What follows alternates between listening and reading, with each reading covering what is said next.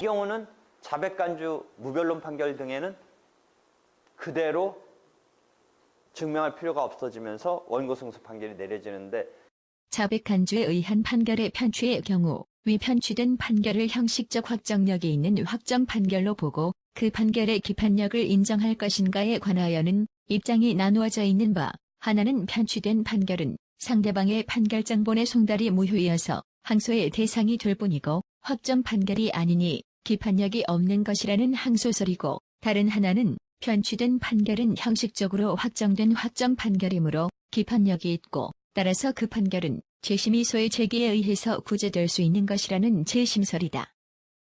이 경우에 학설은 재심적인 처리, 재심 확정된 판결에 대해서 재심에 의한 처리, 재심에 의한 처리를 학설은 구상하는 반면 실무적인 판례의 처리는 78년도 전원합의체 판결 등에서 이 경우는 실제 피고에게 송달된 바가 없기 때문에 확정됐어도 확정됐다고 볼 게 아니다.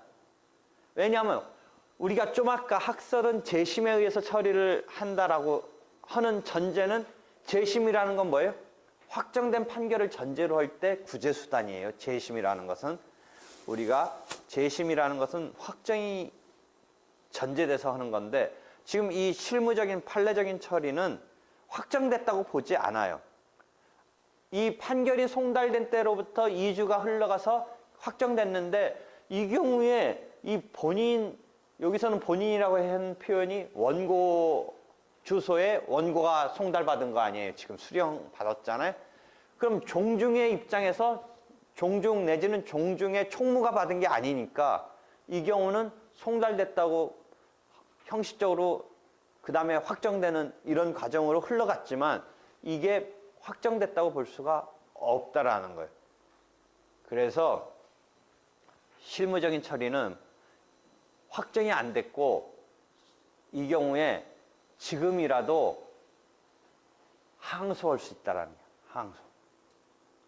뭐 그게 그거 아니냐라는데 이론적으로는 조금 틀려요. 재심의 경우로 처리하는 것은 일단 이 상황을 그대로 받아들이는 거예요. 확정된 것으로 받아들이고, 다만 그 확정하는 과정에 뭐가 지금 잘못된 과정이 개입돼 버렸으니까 재심에 의해서 취소한다는 개념으로 가는 거고, 지금 판례는 피고가 판결 정본, 그 밖에 소송 서류를 받은 바 없으니 항소 기간이 진행되지 아니하여 이 사건 사위 판결은 피고에 대한 관계에서 확정되지 아니하여 기판력이 없는 것이라 할 것이고, 제451조 제1항 제11호에 당사자가 상대방의 주소 또는 거소를 알고 있었음에도 불구하고 허위의 주소나 거소로 하여 소를 제기한 때를 재심사유로 규정하고 있으나, 이는 공시송달의 방법에 의하여 상대방에게 판결장본을 송달한 경우를 말하는 것이고, 이 사건 사위 판결에 있어서와 같이 공시송달의 방법에 의하여 송달된 것이 아닌 경우까지 재심사유가 되는 것으로 규정한 취지는 아니라고 할 것이다. 결국 피고는 지금이라도 항소를 제기할 수도 있다. 판례는 항소설의 입장이다. 확정됐다고 보지도 않는 거예요. 지금 송달이 부부서 엉클어진 거예요. 지금 판결문이 송달된 게 이게 지금 엉클어졌어요. 그러니까 이 송달을 인정할 수 없다라는 거예요. 실무는. 그러니까 확정됐다는 단계로 가지 않고 판결이 송달되지 않았으니까 아직 항소기간의 흐름이, 우리 항소기간 2주는 어떻게 포착해요? 어디서부터 기산해서 포착을 해요? 판결문이 송달된 때부터 2주간 억울하면 재심사를 받기 위한 항소를 해야 되는데 2주를 지나는 동안 항소를 안 했으니까 확정되는 거잖아요. 그렇죠? 그래서 이 경우에 2주가 지나면서 확정됐다라고 하더라도 이 송달이 지금 제대로 된 게 아니니까 확정되지 않았다라고 보는 거예요. 확정되지 않았으니까 지금 항소를 해도 된다라고 해요. 되겠죠? 그게 실무적인 처리예요. 그래서 이 종중이 지금 실무적인 처리에서 이제 확정이 안 됐다라고 하고 항소할 수도 있고, 그 다음에 판례를 보면 만약 위와 같은 판결에 터져봐 소유권 이전 등기가 맞춰졌다면 항소를 제기하지 않고 별소로 그 등기에 말소 등기를 청구할 수 있다. 상대방에 대한 판결의 송달은 부적법하여 무효이므로 상대방은 아직도 판결정본의 송달을 받지 않은 상태에 있어 이에 대하여 상소를 제기할 수 있을 뿐만 아니라 위 사위 판결에 기하여 부동산에 관한 소유권 이전 등기가 격려된 경우에는 별소로서 그 등기의 말소를 구할 수도 있다. 이렇게 이전 등기 청구 소송으로 된 이 판결이 원고 승소가 있지만 이건 확정된 게 아니다. 그다음에 이런 판결은 지금 이렇게 해서 이전 등기가 간 게 이 판결에서 이전 등기 간 게 그러니까 이 종중 입장에서는 다시 어떻게 되찾기 위해서 하냐면 말소 등기 청구 소송을 낼 수가 있어요. 종중 입장에서는 이런 판결을 통해서 넘어간 등기에 대해서 말소 등기 청구 소송을 내는 거예요. 말소 등기 청구 소송을 낼 수 있어요. 그래서 말소 등기 청구 소송이 이제 말소 등기 청구 소송을 내면서 그 원인 무효 사유로 이 원고 A가 즉 여기서 김의 누구라는 사람이 이제 형사 고소까지 해버리면 이 사람이 무슨 문서 의조 같은 행위가 나올 거예요. 그래서 쭉 봐봐요. 김머는 부동산에 대해서 이전 등기를 하고 지금 저당권 설정까지 했는데 이제 보니까 김누구 그 A라는 사람 원고의 형사처벌은 종중이 자기한테 그런 약정 넘겨주기로 한 바 결의도 없었는데 그런 결의를 했다고 해서 여기서 지금 약정을 원인으로 이전 등기 청구 소송을 애초에 제1소송 첫 소송에서 낼 때 그런 거를 이제 만들었던 것 같아요. 문서를 자기한테 종중이 넘겨주기로 했다라고 해서 소송을 내게 되는 그런 문서 등을 만든 것 같아요. 결의하였다는 내용의 종중 결의서를 위조한 다음 1소송에서 증거로 제출해서 행사하고 1소송에서 자신의 주소지로 이 송달 장소를 적어서 자기한테 송달된 서류를 수령하고 답변서 등을 제출하지 않게 하고 해서 변론 없이 승소 판결을 받고 그 판결에 기해서 이전 등기를 이제 자기한테 넘겨받게 된 이런 것을 이유로 사문서 의조 등으로 이제 처벌받고 그게 확정되었다. 이런 이제 형사적으로 문제됐던 이런 사실이 있네요. 그렇게 한 사실이 있기 때문에 요 다번에 보면 종중이 이제 되찾기 위해서 종중이 김의 지금 A 그 1소송의 원고였던 사람을 상대로 한 두 번째 소송에서 어떻게 됐냐면 종중은 이제 그 뒤에 김의 누구 김 무슨 누구 원고를 상대로 요 왜 이제 세 명이 나와요? 여기서 김의 누구는 뭐예요? 요거의 A죠. 그다음에 김 무슨 국은 아까 넘겨받은 토지 중에 하나는 누구한테 100%는 아니지만 상당한 지분을 김종 누구한테 갑자기 왜 김종국 가수가 생각나냐?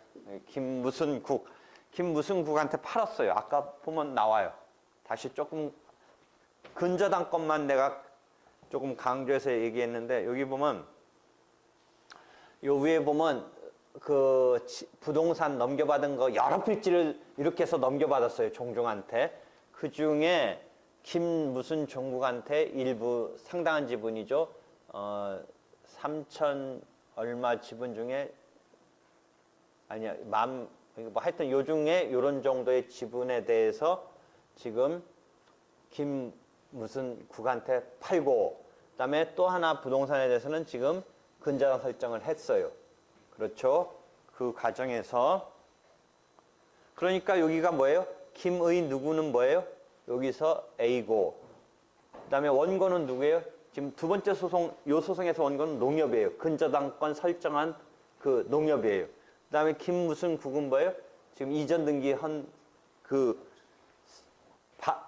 넘겼을 때 그 새롭게 등장했던 그 그 김 무슨 국이에요. 그러니까 지금 누가 냈어요? 종중이 요것을 갖다가 지금 넘긴 것에 대해서 이렇게 말소를 한 것에 대해서 이제 누가 지금 이제 황당해졌어요. 그렇게 되면. 농협이 지금 그것을 저당권을 설정해서 사고를 빌려줬는데 여러분이 소유권 등기에는 공신력은 있어요, 없어요? 공시만 하는 거지 공신력은 있어요, 없어요? 그러니까 등기가 된 것을 가지고 저당권 설정 등기를 지금 하고 했는데 결국은 이 등기에 대해서 종중이 A한테 판결에 기해서 A가 등기를 받은 것을 믿고 저당권을 설정했는데 A 것이라고 믿은 그 A의 등기가 된 것을 믿은 그 농협의 입장에서는 공신력까지 있는 건 아니니까 지금 그게 빵꾸 나면 힘을 못 쓰는 거예요. 자기가 A의 등기인 걸 믿고서 A로부터 저당권을 지금 설정했지만 실제 A가 아니고 다시 이거 빠꾸해서 가야 돼요. 다시 말소당하게 생겼는데 그것에 대해서 농협은 지금 어떻게 할 수가 없어요. 공신력은 없으니까 그 등기가 공신력은 없으니까 어떻게 할 수가 없어요. 그래서 이거 지금 4억 원 대출했던 게 붕 뜨게 돼요. 저당권이 이 종중에 의해서 이게 돌아가야 되니까 요거 돌아가야 되고 요거 근저당권 돌아가야 돼요. 원점으로. 그러니까 이 사람은 뭐 여기가 지금 뭐 문제 삼지 않는데 이 농협은 지금 이 소송에서 농협이 원고가 돼서 지금 이 소송을 내고 있는 건데 하여튼 잘 봅시다.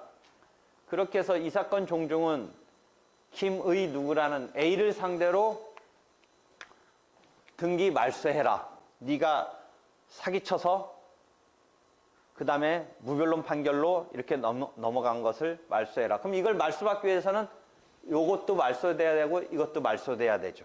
그렇죠? 그러니까 종중이 누구 상대로 냈어요? 김의 누구, 그 다음에 김 무슨 종구, 그 다음에 농협을 상대로 3명을 상대로 왜 3명이 나와요? 요거 말소하고 이렇게 와야죠. 근저당권 말소하고 이렇게 와야 되죠. 그러니까 이 종중의 입장에서는 김 무슨 국, 농협, 그 다음에 A 셋을 피고로 해서 되찾아왔죠. 거기까지 이해됐어요? 되찾아온 거? 지금 되찾아왔어요. 이렇게 해서 되찾아왔고 거기서 1심에서 종중이 승소했고 항소심에서 항소 기각 판결이 선고됐고 대법원에서 심리불속행으로 확정됐으니까 그렇게 해서 종중으로 왔네요. 지금 종중으로 왔죠. 2차 소송, 그러니까 종중이 낸 소송에서 종중이 찾아왔어요. 그 다음에 이제 이 소송은 어떻게 된 거예요? 그러니까 이제 급기야 이 농협이 원고가 돼서 이 지금 빼앗긴 거에 대한 이렇게 과정을 보니까 애초에 제1소송에서 송달해서 우편집배원이 이게 제대로 지금 송달을 안 한 이런 상황이 파악된 거죠. 잘 보세요. 그렇게 돼서 그러니까 그 다음 상황을 보도록 하죠.